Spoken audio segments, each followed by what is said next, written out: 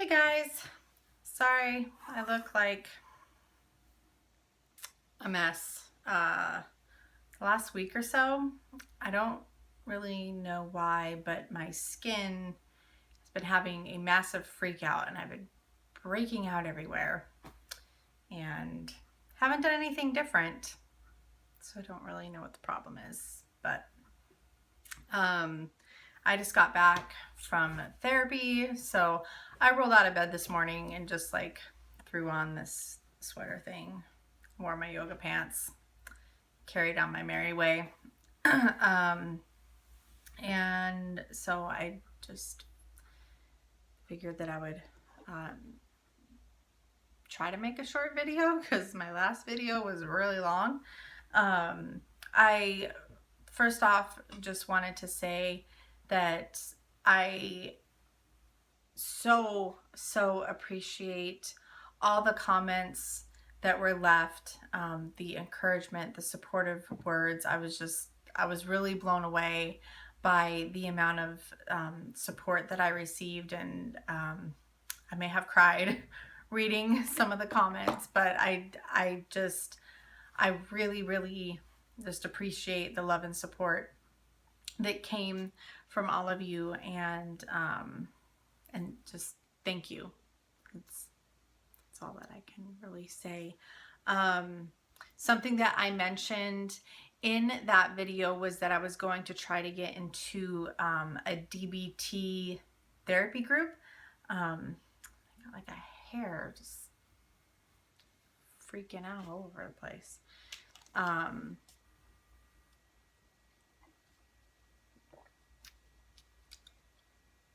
Got a hot cocoa. Oh, so I said that I had to go for an assessment, and that if I got accepted, then the group started in January. So last Wednesday, well, today's Monday, Wednesday, I went for the assessment, and they accepted me into the group. One of the things that they said was, so the city that I wanted to get into the group in is like 20 minutes away, and it's the closest one. And the group has a waiting list. So they said that there is another group that's in a city in the opposite direction. It's a little bit farther.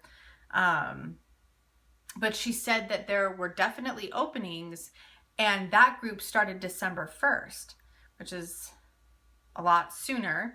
And so I Googled to see like how far away it was, and it was only like 10 minutes farther.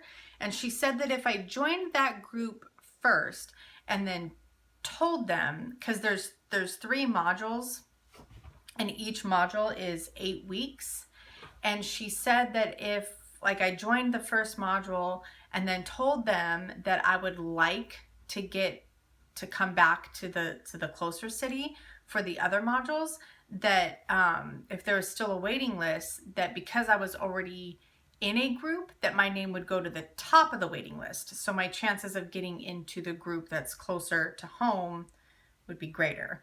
So I decided to go ahead and do that.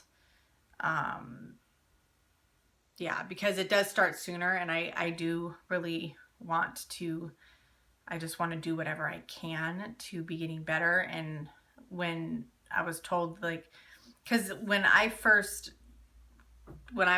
was first recommended to join the group, it was over a month ago. So I've been waiting a while, and then like thinking about waiting until January. I was just like, oh my goodness gracious. And then there wasn't even a guarantee that I would get in January because of the waiting list. So I just went ahead and I was like, I will drive 10 more minutes, get me into this class. So it'll be a 30-minute drive, which like I'm not thrilled about, but at the same time, I'm just glad to like be getting started. So there is that update. The other is my husband and I have been talking. I've been stressing out about this lately, but my husband is a full-time student, And this semester he went down to part-time because of all my appointments. Like when I was starting ECT, I was going 3 times a week, and I need someone to take me. And so he was taking me. So he decided to go down to part-time so that I could get the help that I needed. When he looked at the classes that he needs to take next semester and then like registered for them all, and then you can look at like the schedule, it is so full that we don't even know how he would get his work hours in for his job. And then like he definitely wouldn't be able to help me out, and everything would be back on my plate and all my responsibility, and I'd be doing it alone, and taking care of Winnie. And that's stressing me out, because I'm like, I don't want to be a hindrance, you know. And so what I was telling my therapist today, like the way that I feel is that I feel like I'm holding my family back. You know, if I weren't ill, then we wouldn't have to like face these kinds of things. And then, you know, so I feel guilty. And so she talked to me about not feeling guilty, and she's met my husband before, and she's like, I'm pretty sure that your husband would not want you to feel this way, and he would be very encouraging to you. And you know, my husband and I hadn't finished the conversation, so we hadn't even decided yet. And so when I got out of therapy and I called him to let him know I was on my way home, he could tell that I was upset. And so he asked me what was wrong. So I told him what was wrong. And so then he started telling me, he's like, this isn't your fault. You know, like if you had gotten hit by a bus, would that be your fault? Like this isn't your fault, and you're doing everything that you can to get better. So, I mean, the other option is that he do school part-time again next semester. But, you know, it just slows down his progress, and to be able to be done with school. And he's the only one working. Like I can't work if I wanted to, because I can barely dress myself on a daily basis. And so that's the other thing, is that a couple of my doctors recommended that I apply for a disability. But that's a really involved process. So I need to find like an advocate or a lawyer to help me with that. So basically, like, he's working part-time. He's been going to school full-time. We've been living on a part-time income. And then like, it's just, and now like we have all these medical costs. So it's really stressful. So that's just something that I'm thinking about. And I tend to like, I used to take care of, like, one of my responsibilities was I used to take care of our finances. So I would pay all the bills and just keep everything organized and orderly and things like that.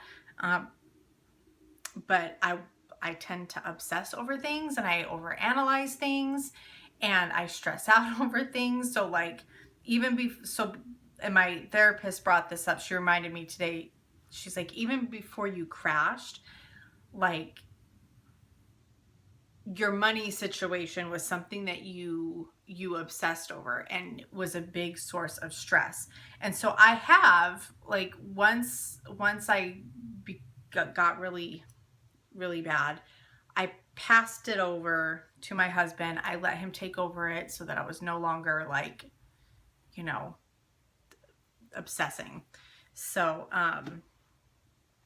but then, like, there's been a couple things. So I'm reapplying for health insurance. Is anybody else out there getting insurance through the, was it healthcare.gov? The Affordable Care thing. I've had insurance through it for the last couple years. And like the first year it was pretty affordable, but then the next year, like, they raised the price by a lot.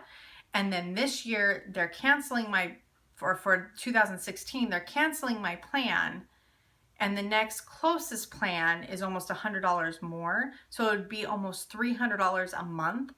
and they're not covering the hospital that I get ECT done at.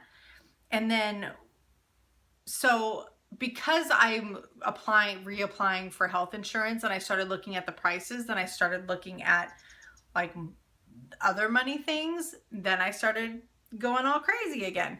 So yeah, so I haven't picked a new healthcare plan yet, because like one plan does cover the hospital that I need, but then it doesn't cover my therapist. And then the plan that covers my therapist and my psychiatrist doesn't cover my hospital. And I'm like, is there a plan that covers both? Like, it's crazy. It's rather frustrating. I'd be interested to know if anybody else is dealing with all that rigmarole.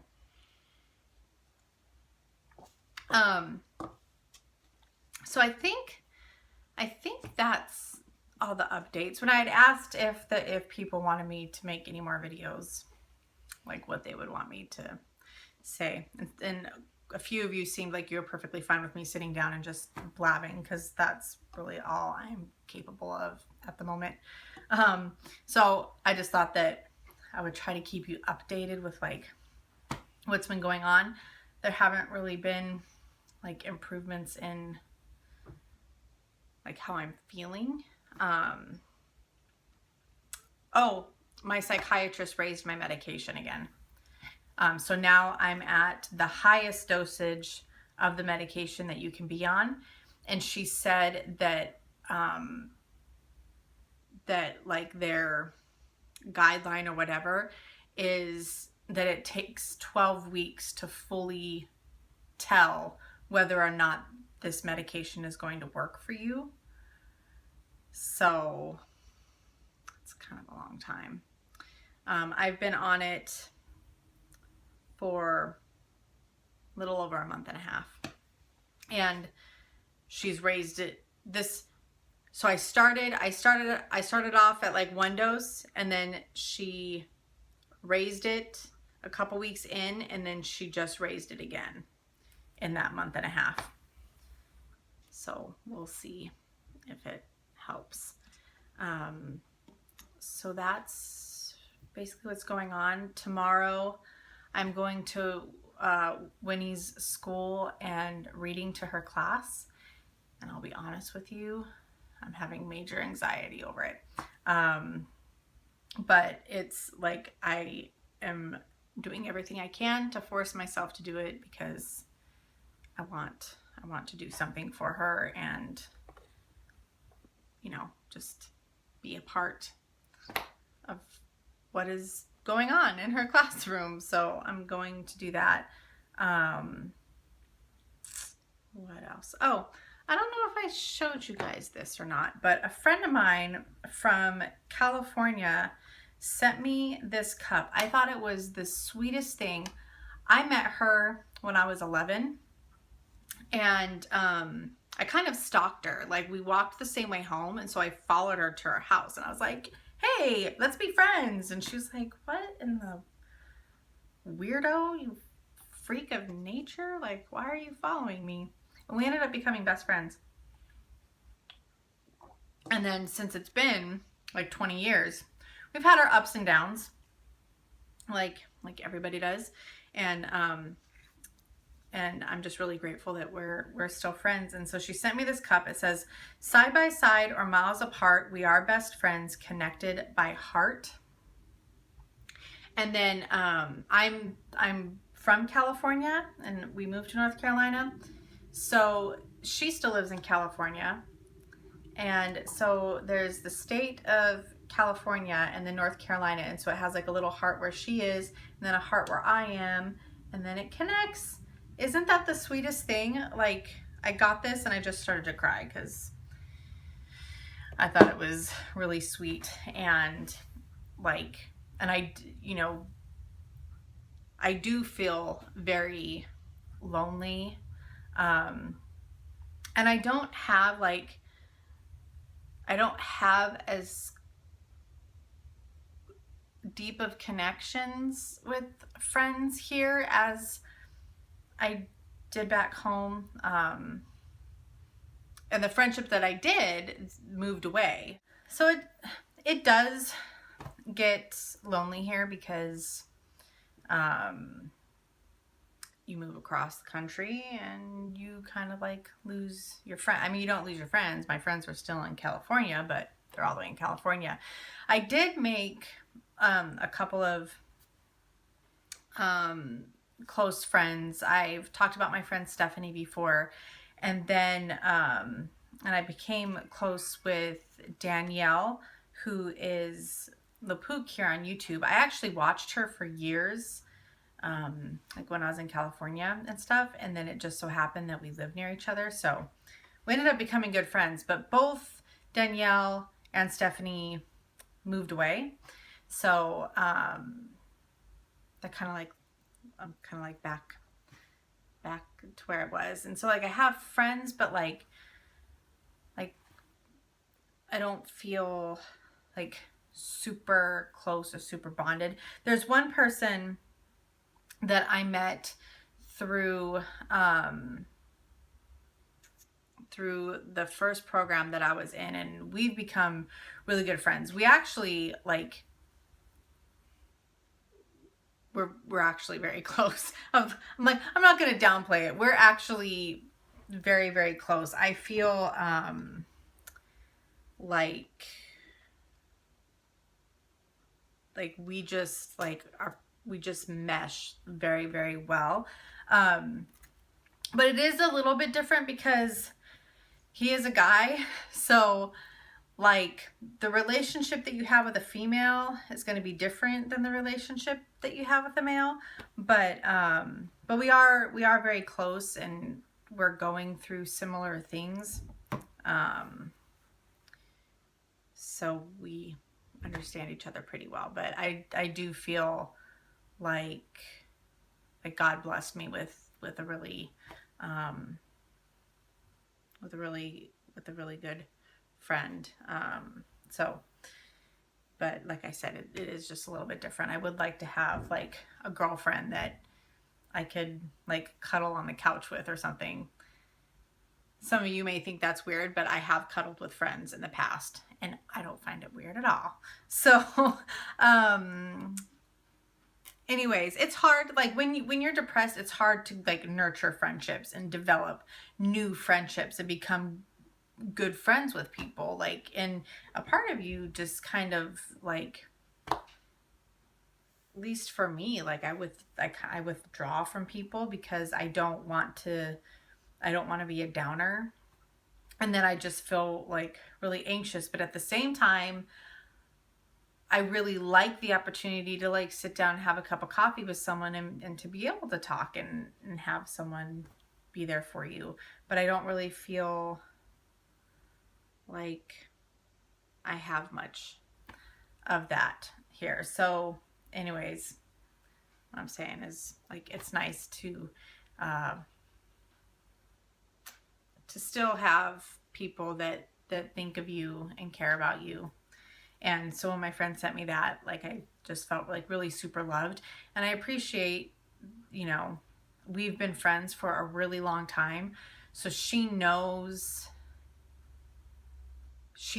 me really well. Like she grew up with me. And so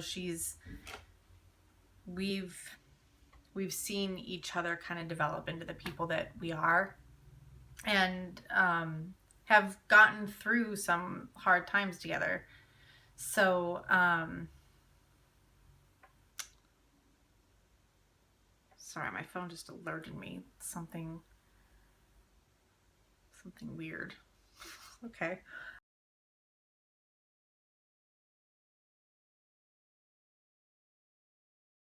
So anyways, that is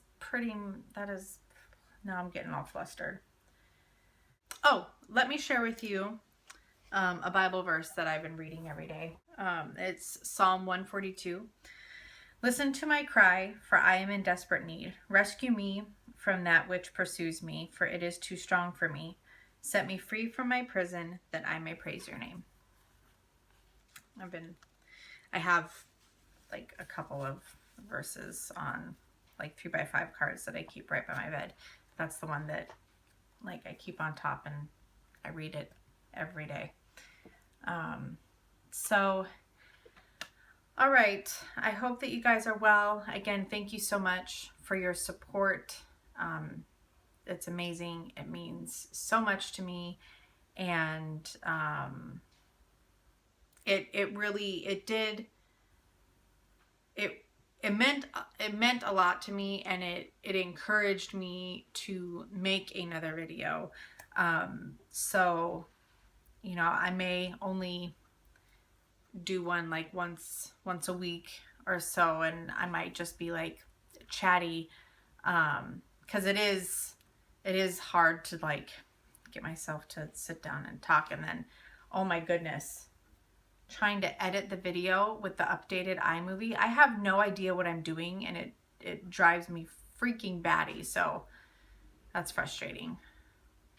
Yeah, and I need to get my camera fixed because I'm using my phone and my phone keeps running out of space. I need to get my camera fixed. So anyways, thank you. Just thank you for being an encouragement. And yeah,